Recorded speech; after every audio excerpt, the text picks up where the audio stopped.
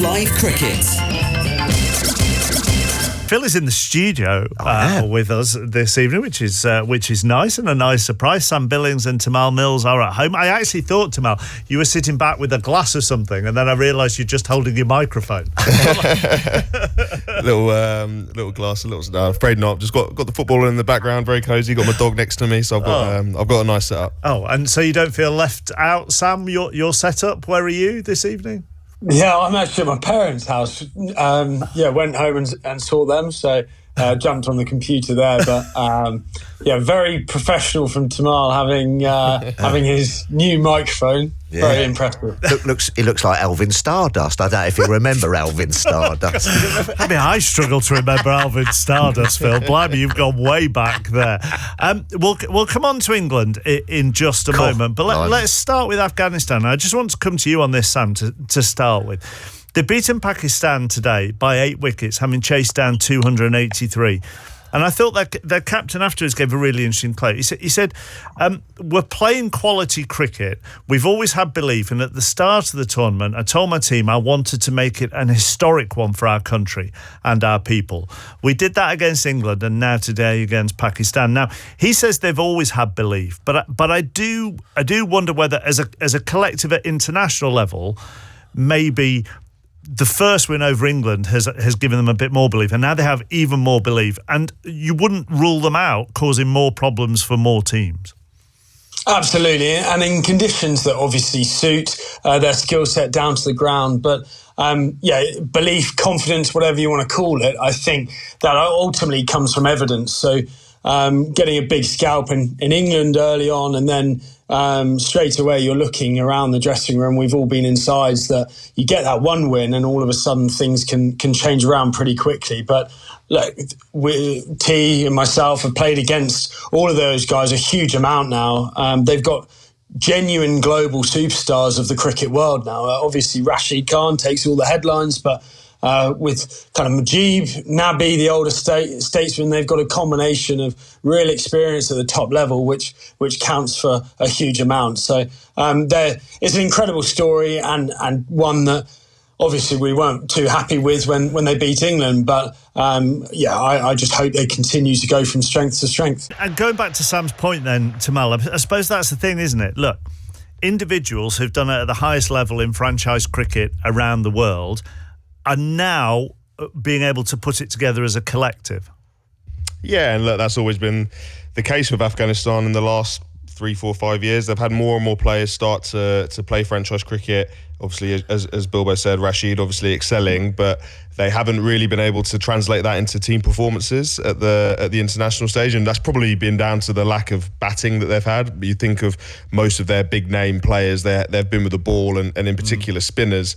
But now with I think Gurbaz is a really, really talented player. He's somebody that's played IPL this year as well. He got some runs today. They always felt like they needed another couple of batters to come through.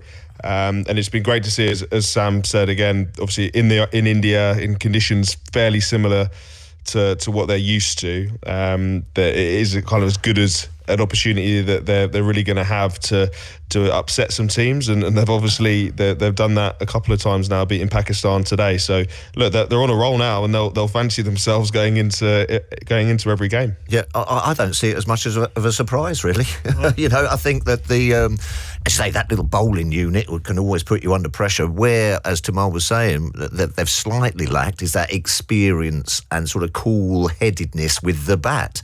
But they're all a little bit older. They're all a little bit more experienced now. So they've taken all of these sort of situations they've been in, like playing in IPLs, and the more cricket they've played, and they're now starting to put that into their sort of makeup of their side. I think they're a very dangerous side, and I'd go as far as to say it doesn't even really matter about the conditions. Obviously, the spin bowling is their number one thing, but anyone who plays Afghanistan in this World Cup is going to be on the back foot. I don't think they're just like a banana skin nowadays. They're a serious side. Do you kind of feel that we need, as a sport, we need it as well? It's all very well having the traditional powerhouses, but at the moment, if Sri Lanka have had an awful start to this World Cup, although they now have a win. There are no West Indies there either. So any sides that might just disrupt it a bit, if you don't have the West Indies, the traditional there, the West Indies, Sri Lanka are struggling.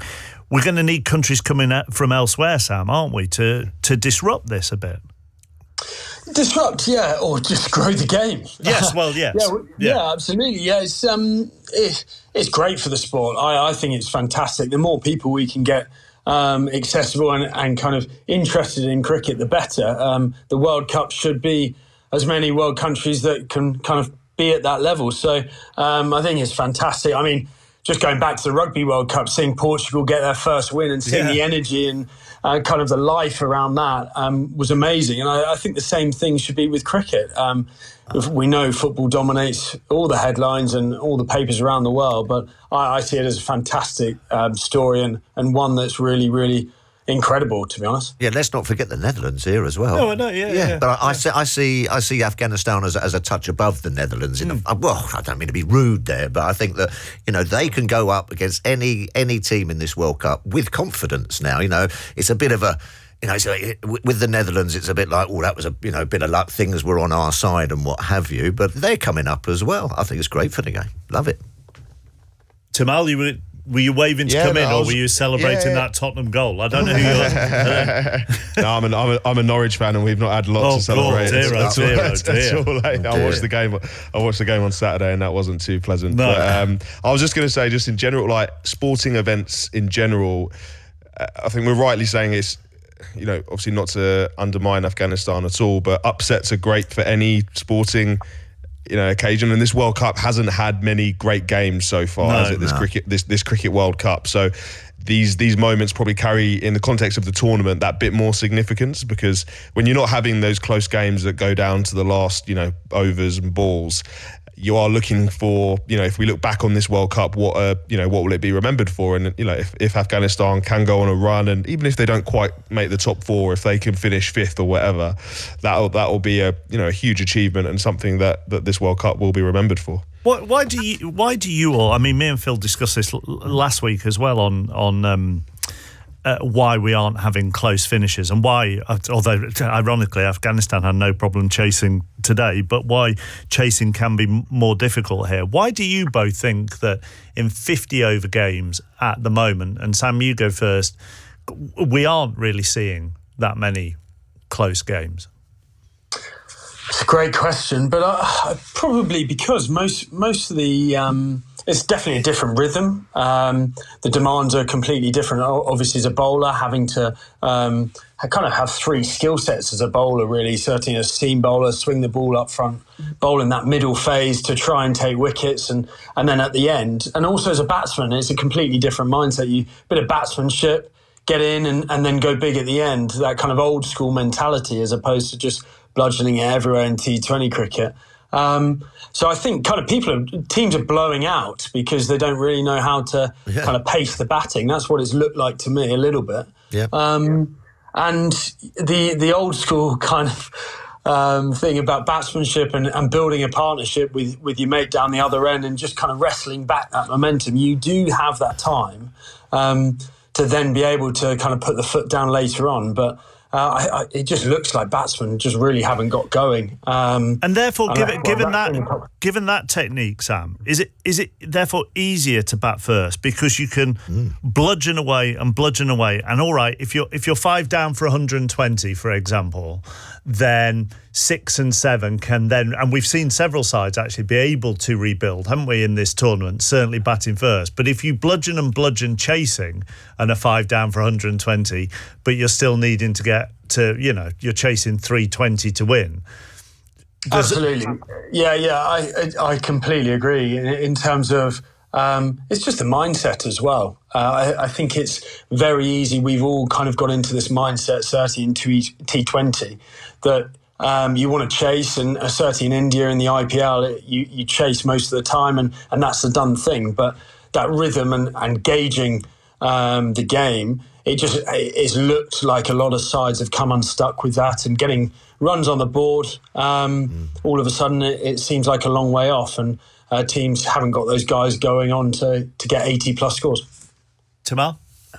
Yeah, and look, you have to remember 50 over cricket is a long day. It's harder to get those closer finishes than it is in a T20 game when you have to try and in an ideal world, you do want these games like that World Cup final in England, obviously 4 years ago, that bubbles up perfectly and sways both ways, and the momentum, and you ride the game. But I think the conditions have played a big part in that. Teams look like they are burning out a little bit, with the heat, and with it being in India and such a big country, the conditions are very different from every single ground that you go to.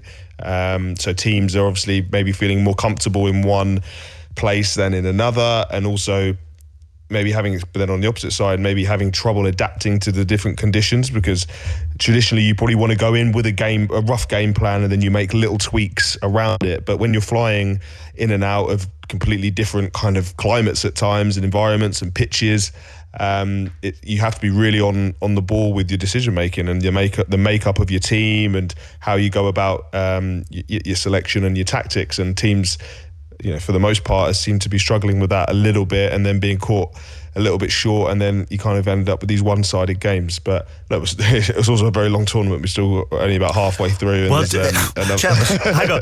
The final is in 4 weeks yesterday. And I think we've got 4 weeks, another month. England have got to win 7 games now, haven't they? I think, to win the final. Listen, mate, let's not beat about the bush. It's been a schmozzle, England over there. The decisions that have been made on and off the cricket field have been poor. All the boys look out a nick. And Sam was just talking about, batsmanship.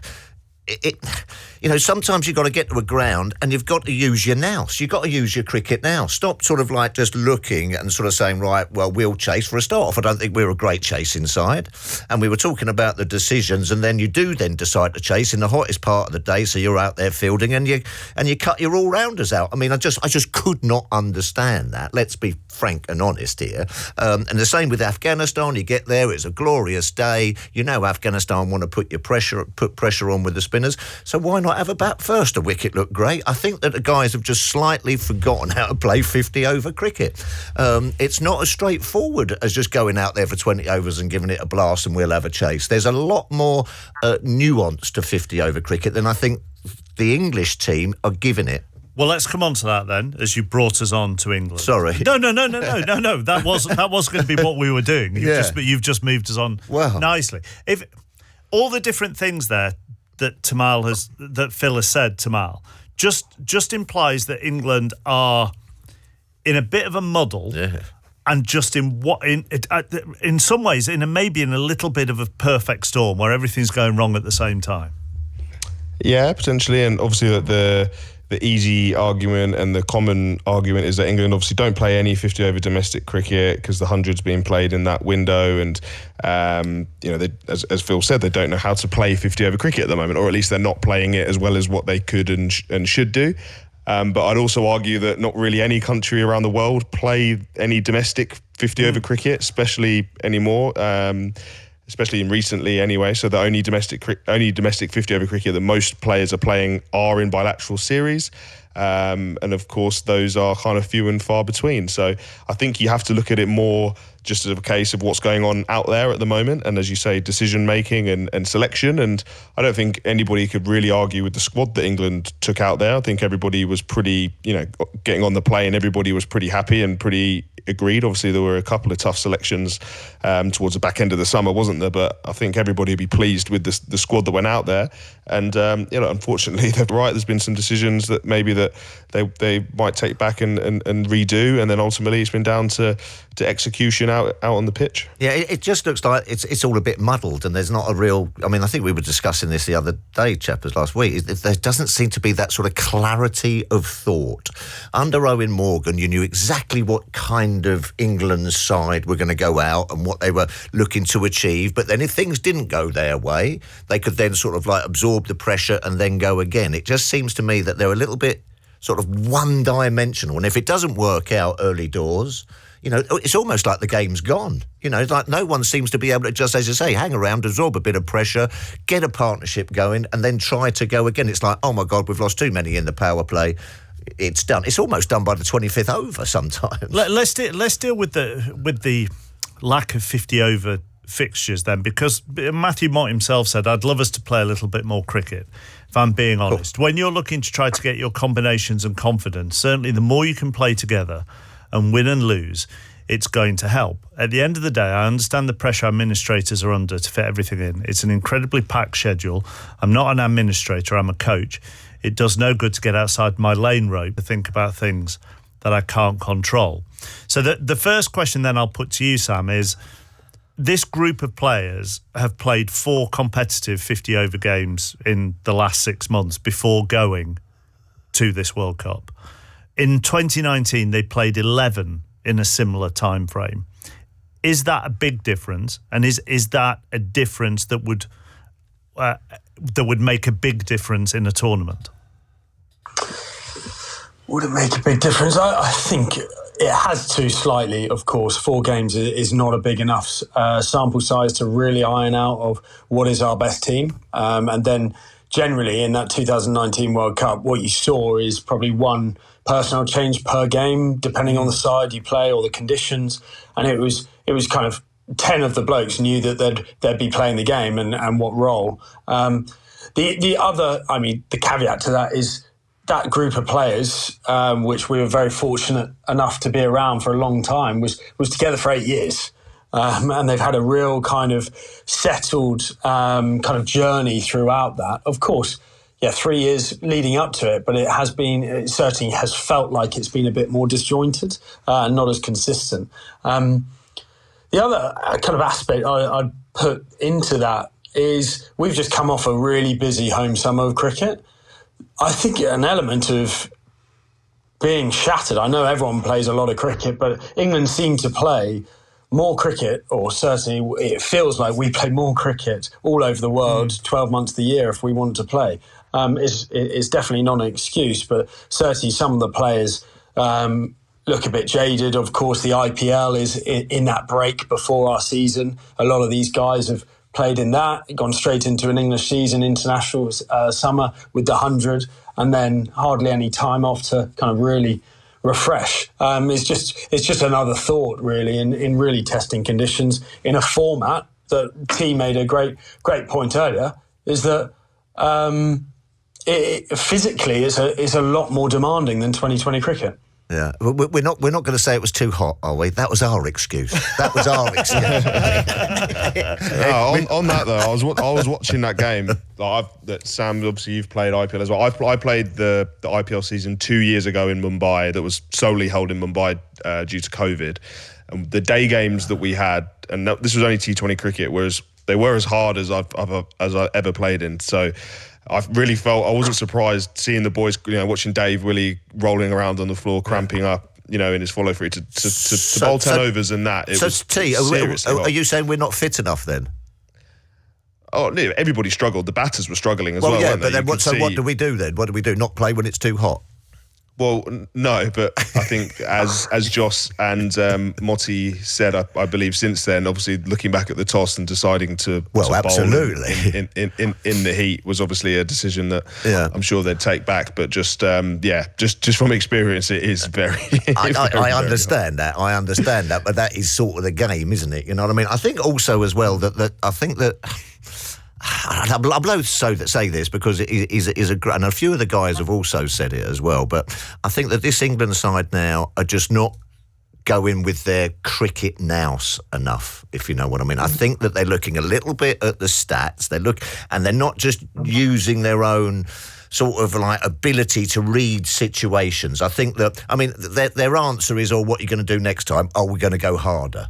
There's something, it's not just as simple as that, is it? You know what I mean? You just can't keep saying that after every loss. That's how we're going to do it. You've got to take sort of stock of where you are and say that obviously this isn't particularly working over here at the moment, and then look to sort of adapt to it. I thought that, just on the stats things, Tamal, I thought that was an interesting, just on going back to the toss, I thought that was an interesting thing. Ludicrous. In that Joss Butler in the interview said the stats show, history shows that this is a good ground to chase. And you're sort of thinking, well, that how much do you take history into account when making that decision, bearing in mind, as you've talked about, those conditions? And actually, and I'm trying to find it here, but I think Michael Atherton wrote about it today, they haven't only been 4 matches since the 2011 World Cup in ODI, in 50 over cricket, played at that stadium. So it's not a massive sample size. Yeah, so I think that's the IPL. They've obviously looked at IPL. Yeah, but that's different, as well. isn't it? So and it is completely different. And you know, the Wankhede Stadium during the IPL is an absolute batting paradise. If you bat first in an IPL game at the Wankhede, you need 220 runs to have a chance. Really, that's how good it is. That is how good it is to bat under lights, second half. But yeah, obviously that doesn't necessarily apply to 50 over cricket stretched over a whole day, I guess. Absolutely not. It's a completely different game. But Sam, your point on tiredness is also valid, because a follow-up question on how many games of 50 over cricket you played before a World Cup, I was then going to throw in the fact, well, if they'd wanted more competitive games, they could have taken the World Cup squad to play the Ireland ODIs, but they actually played the sort of second string, didn't they, in those ODIs? Yeah. But then if they'd played in the Ireland games and this tournament had gone as it has gone, we'd have gone, oh, they're knackered. You can fit any scenario to the argument, can't you? Any argument to the scenario. Absolutely. We've all been a part of teams where things just get on a bad run, or a good run for that as well, and things just don't go your way. That is sport, unfortunately, and especially in team sport, it's infectious. It really does kind of seep into the whole team, and it just needs a bit of magic, or quite a bit of magic, just to turn it around. And all of a sudden, you win the next game. You know, win the game after that, that belief starts to come back, and who knows? Just to pick up on a previous point you guys made is they're obviously playing every single group game in a completely different part of India, different conditions. The Wankhede is the flattest pitch in India. Chennai obviously turns square. But I think it is one of those unique countries, certainly from all the experience that we've played over there, is that every ground is different. So that cricket now is absolutely paramount. You need experienced cricketers really grabbing each game by the scruff of its neck and go, right, what's required to kind of win this game, even if it has to be ugly. So it's just kind of changing that mindset slightly, and kind of having those individuals to step up in those different conditions. And just the other thing, now correct me if I'm wrong here. Jofra Archer was over there, wasn't he? Was he meant to be ready to fill in for someone or not? He's a travelling reserve, wasn't he? So when Reece broke his thumb, and we're talking about conditions, they've then sent for Brandon Cass, correct? Yeah. Who's been in... Where's he been? Durham, yeah. I mean, just little things like that make me think, well, hold on a minute. Was Jofra Archer out there to replace someone, or wasn't he? Or was he just on holiday in India?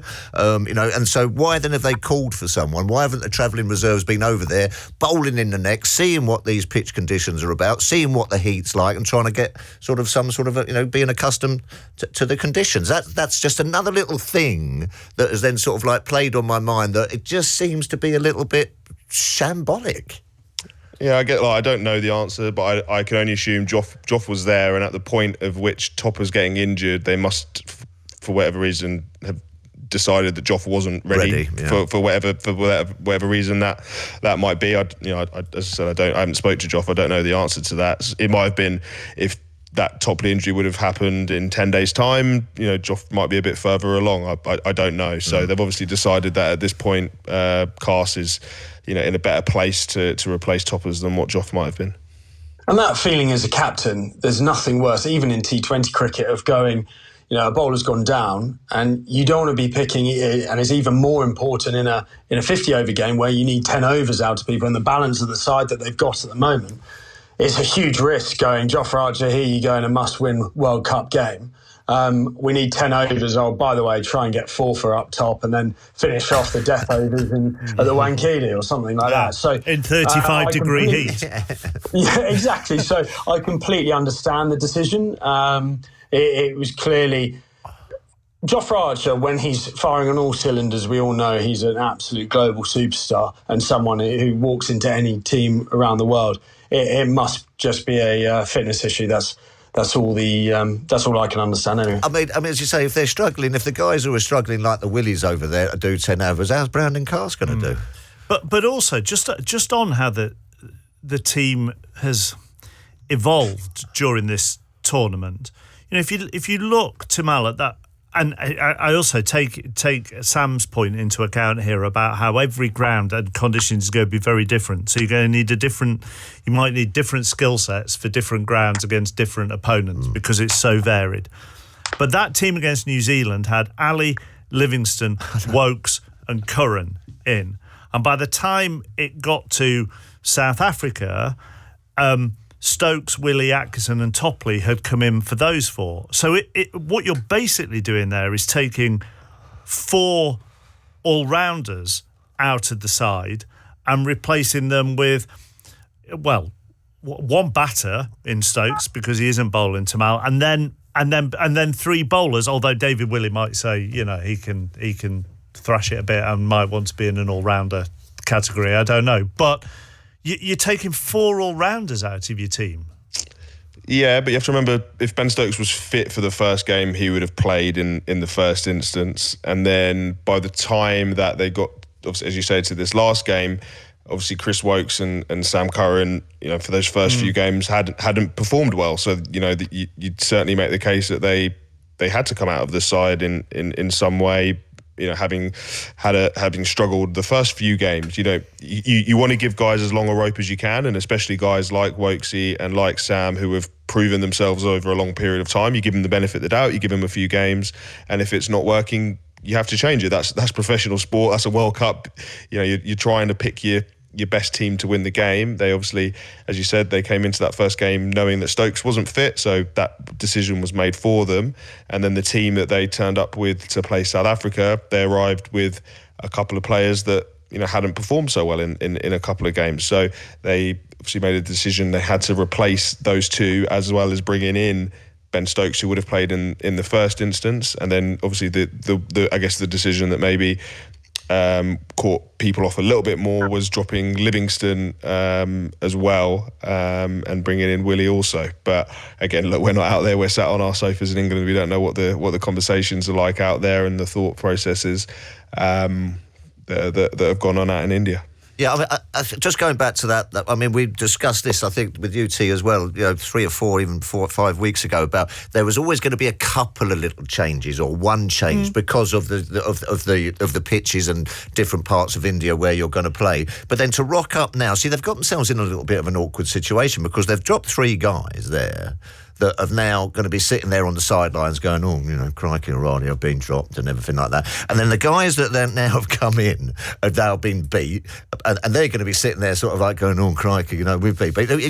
You kind of got nowhere to go now, and it's halfway through the tournament and you've got to win every game. It just seems like it all got a little bit sort of muddled thinking, you know what I mean? And you've got nowhere. Although what you would say though, Phil, is that you look at Ali, Livingston, Wokes and Curran, you can't imagine any of them sitting there all thinking, if they're brought back in, they're going to go, right, we're back. And sure, but confidence-wise, you do sit there, it's a little bit, as Sam was saying, it doesn't breathe that getting on a run, you know what I mean? You're in and out all the time. So I think also as well, is that those middle part of the overs, I think that they've been a little bit sort of, Sam Curran hasn't been the guy to bowl those and get wickets in that middle kind of area, nor has Chris Wokes. And they've sort of thought to themselves, crikey, where can we go from here? Yeah, would you agree, Sam? Yeah, I feel for Sam big time. Look, he is a superstar. I mean, you just look at him in T20 cricket and what he's done in the IPL. But his kind of skill set, or certainly where he's been really successful, is swinging the new ball, trying to kind of hit people on the shin with that new ball, swing it, and then at the death. Very kind of classy cricketer, but very clever in those pressure moments. But someone like a Liam Plunkett, the unsung hero, that 2019, that is even more important, certainly in India, where you need, on those flat pitches, someone with a bit of height, bit of bounce, something different. to slam halfway down and hold their length really well with the odd change-up. It's a thankless task, but and that probably arguably the hardest thing in India, but someone like that, and that's why they obviously went for Gus Atkinson, a bit of ball speed to try and break it open in the middle. He looked good. I thought he looked good, Gus. I thought he bowled nicely, apart from that first over. Yeah, no, he's quality. Again, inexperienced as well. To come in is pretty tough. To come in at the Wankhede, as T will allude to, or he alluded to earlier, is pretty tough to go in there as a bowler. And normally ball speed there is actually a hindrance. It normally helps the batters. But certainly the other big stadiums with a bit of slower pitches, someone with a bit of pace and bounce really does help. Sam, can you just give us an insight into... I don't want. It's not a comment on Joss Butler here, but just the difficulties of captaining as a wicketkeeper in white ball cricket, and how exhausting it is. It's exhausting, and just captaincy. Full stop. It is that job where when everything's going well, you get no credit. You're not getting man of the match. Yeah. You know, the team's won. The bloke who gets 100 or 5 is man of the match. Everything's gone well. The team's happy. But when everything's going badly, it is totally your fault. It's a terrible job. I mean, I've got a few grey hairs coming through. That's because of captaincy. But I think certainly what I've found, and I've had great conversations with Joss and various other kind of keeper captains. Conditions-wise, you get the best seat in the house of going, right, what is working on this pitch as a bowler? That is the huge advantage. The other, big disadvantage, which is pretty glaringly obvious, is a long way in 35 degrees heat to go and run up to your bowling mate and kind of have those conversations, especially consistently.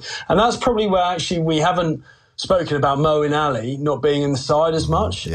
His influence on any team that we've been a part of is huge. He's a calm head. He's so experienced and a brilliant cricket brain. So having someone like that at mid-off and in the T20, someone like a Chris Jordan is the same, is invaluable, certainly for a keeping captain. But I sympathise for Joss. It is a brutal job at the best of times, and when you're on a losing streak in India, where it's very hard to get away from cricket, it can be pretty brutal. I was talking to somebody not long ago who was captain here in white ball cricket, and he said to me after, he said, honestly, you end up standing there thinking, right, so for this guy that's come in, right, the plan is here. He's not very good with bowler X or Y, and if it's bowled outside, if it's bowled in a certain position.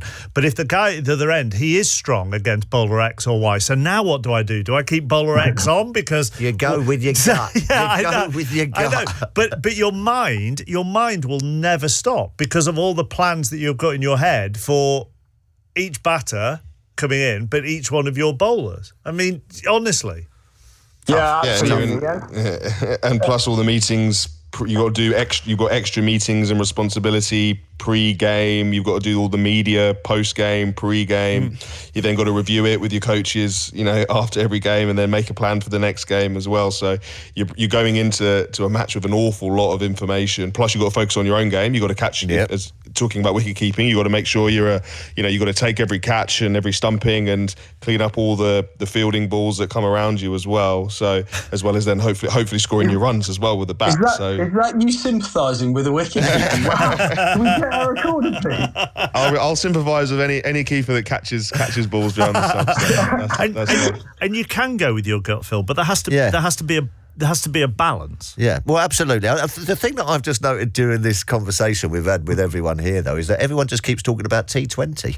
Well, yeah. Everyone keeps going about T20. It's 50 overs. But you know what I mean? Which is completely different mindset. And I think that the guys, I don't know whether that comes down to the coaching or the backroom staff and everything. They don't seem to have switched into that kind of gear. Listen, okay, you can have played as many games as you like beforehand. I mean, it's in English conditions and what have you. I just don't think that they've switched into that sort of mindset of what gets the best out of these very, very talented England white ball cricketers.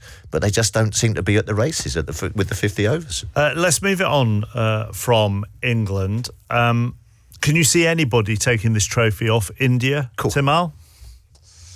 I like South Africa. I said pre-tournament. I think obviously they gave England a lesson the other day, didn't they? And they've looked brilliant for the most part, apart from that big shock victory against Holland. It's a shame that Amrit Nortje's not there. That he's kind of an X factor bowler from them that would make them even stronger. I'm not sure when South Africa and India do play each other. It obviously can't be too far away from that. Which is the one good thing I think about this format. Just sorry to go on a bit of a sidetrack. Is you're going to get games, with you're guaranteed to play everybody. It means that you have to show up in these big games. Whereas when you have groups and it kind of prolongs that a little bit. So like now you're looking forward to India versus South Africa and those kind of games. But I like South Africa. I think their batting lineups, they're obviously all in great nick and they're firing, and the bowlers are holding their own as well. So.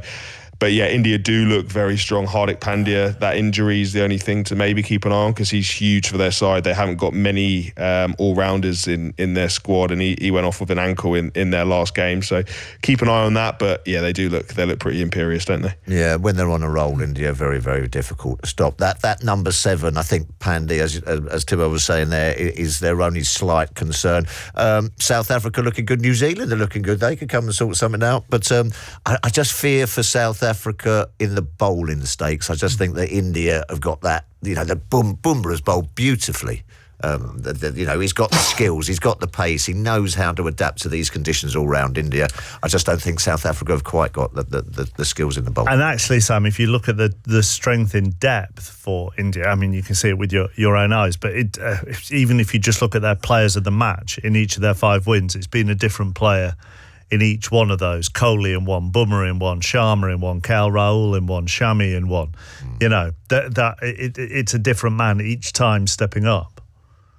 Yeah, that's the most important thing with any format of the game is that full squad really is going to win the tournament. For me, they are the side that are going to just easily win this World Cup. If I'm honest, it would take them capitulating at the greatest scale to it will be themselves kind of combusting. I don't think anyone gets close to them, in my opinion. Perfect balance.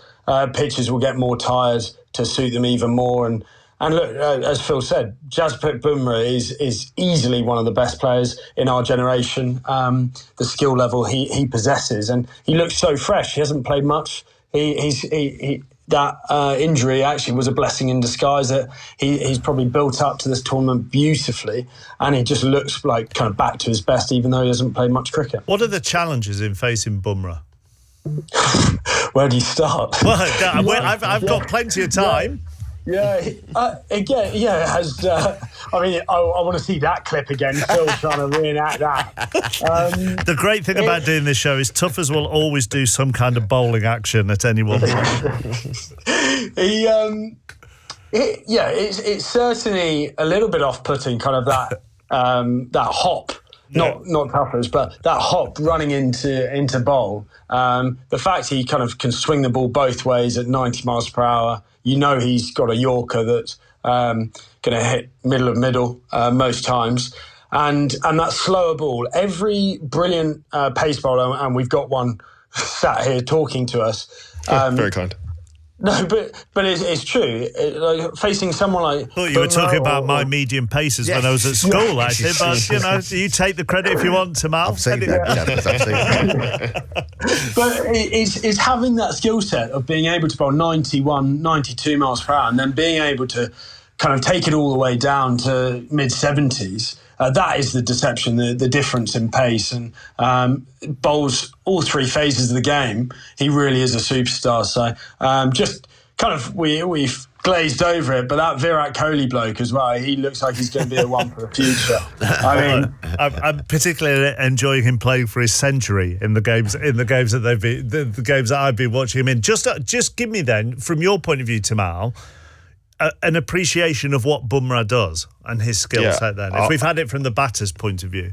Yeah, so I was just going to say I played with Jasprit at Mumbai Indians year before last, and just spending a bit of time with him and obviously being his teammate, and he's a highly skilled bowler. Like, you won't even... just messing around in training or when you're warming up and things like that, as Bilbo said, like immaculate control over his seam and his swing, like swings it both ways, accurate, like he'll stick a pair of shoes down the other end and he will hit them on repeat over and over again, and or if he misses, it will be a tiny miss. So that he's just a highly skilled bowler, and he's come back from pretty bad.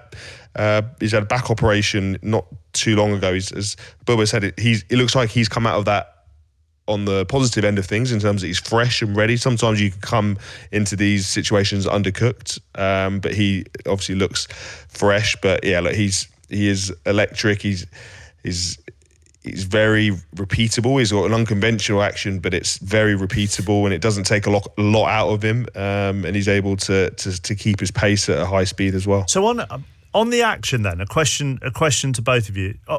Given his unique action, can you learn from him, Timal? I mean, are there things when you've been in training with him and gone, I can actually learn from that. I can use that.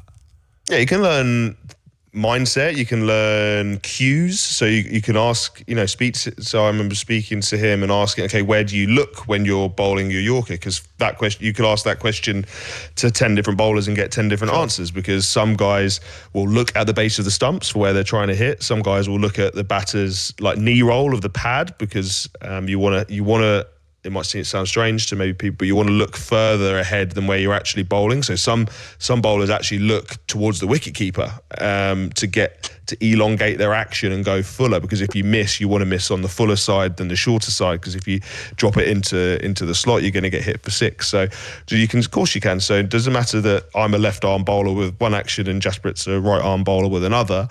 We're both out there trying to do very similar things, and then you can also talk about mindset and tactics and conditions and when to bowl certain deliveries and those type of things. So yeah, there's plenty you can learn, even though he has a very unique action. Yeah, it's just another fellow we forgot opening the batting for India as well, Rohit Sharma. How good does he look at the moment as well? Yeah, he's got a point to prove as well. He's come out all guns blazing, and he's been whacking it everywhere. And just a final thing on Bumrah. You talked about the hop, Sam. So does that change what you look at, where you look, compared to facing a bowler with a more conventional action? Yeah, it definitely it's more of a timing thing. I think we've all spoken about it. It's about rhythm, and actually expecting it at different points. That little jerk and the angle. It certainly gets him getting used to. And the amazing thing is you can't really tell the difference till a very late point. It's like when Lasith Malinga used to bowl those balls and Yorkers. It's very hard to see the deception. And that's why it's so successful. So, it certainly it needs some getting used to. Timal Mills, Phil Tufnell, Sam Billings with us this evening on 5 Live Cricket. They're going well as a team, are India. The tournament itself has had some interesting articles written about it. There have been a lot of empty seats at matches involving neutral teams. Let's talk to Ankur Desai from the BBC's Asian network. I keep hearing and reading and being told that the BCCI, not the ICC, but the BCCI, everything is geared towards a television audience, and that's where everything matters, really, rather than the match-going fan. Is that fair? Evening, Mike. Yeah, evening, everyone. It's an interesting one because I've been trying to speak to as many fans as possible who are going out there, and a lot of them are having trouble getting tickets while they're out there. So a lot of them are going on the premise that we can pick up some tickets while we're going out there. And there are lots of stories which I think you've been reading in the Times from the likes of Mike Atherton and Simon Wilde who've talked about the challenges people are facing in terms of the fact that there's not a lot of e-ticketing, there's not a lot of use of digital technology when you consider India being one of the most fastest developing economies in the world. And there is that talk that the dignitaries are key for India to show that they're a big global powerhouse and they have ambitions to host the Olympics in the future. So there have been some people who've been talking about this a lot, whether it's journalists or fans who are trying to get tickets, that actually maybe the tournament at the moment is trying to get as many global eyes on the tournament as possible, eyes in America as well, who are trying to really expand the game. So there is a lot of that talk at the moment. You're right.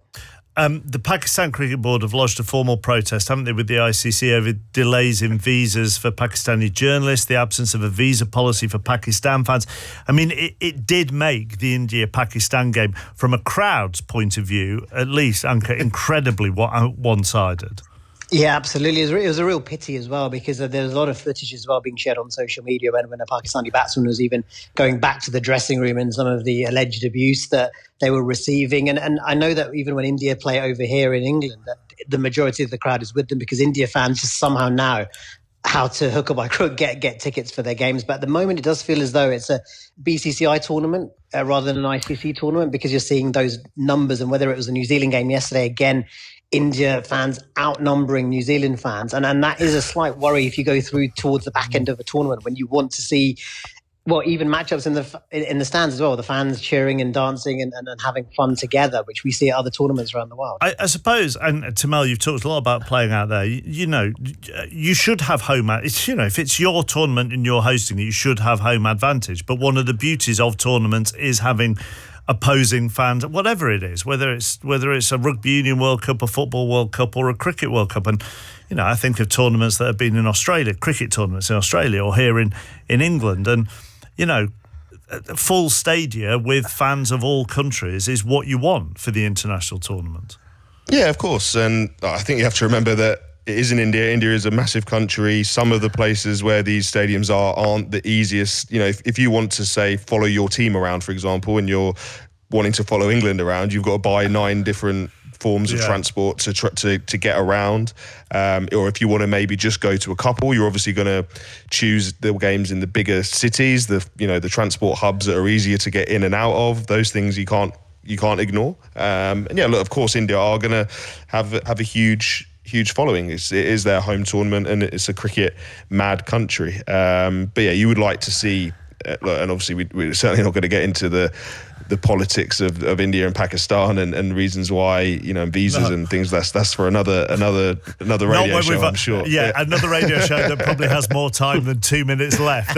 Yeah, exactly. But it is a shame. You do want to see everybody having good representation, but also you have to understand the challenges that come with hosting a tournament in India. Might be a difficult question to answer this, Anko, but do you think any of this criticism will even matter to the BCCI if India win the tournament? No, I don't think so. No, to be honest, because I think the BCCI, in many people's eyes, have such a stronghold over the international game that a tournament like this World Cup or any ICC event, you can see that the BCCI are the powerhouse in world cricket at the moment, and they want to see Rohit Sharma lifting that trophy at the end of the tournament in Ahmedabad with 130,000 people there. You could imagine 129,999 might be India fans. So I think that is something that they are massively keen to do, because in ICC tournaments over the last decade, they've failed to deliver a big trophy. So in their own backyard, I think it's imperative for the BCCI that India bring that trophy back. Ankur, thank you very much for being on this evening. Ankur Desai from the BBC's Asian Network. Honestly, Sam gave me a look that I could only describe as Chris Sutton-esque at that final question. Come on, what a ridiculous question. Of course I'm not going to be bothered. Sam, Tamal, mind you, wasn't as worried as the look Phil gave me when he thought I might ask him about the India-Pakistan visa situation.